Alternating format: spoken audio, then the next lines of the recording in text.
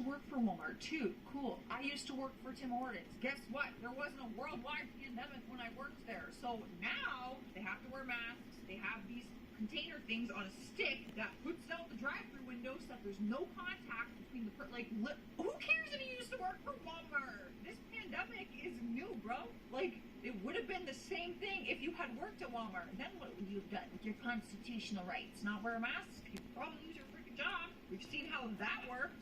Whoa, not that I agree with it. All these nurses out here losing their jobs during this time because the mask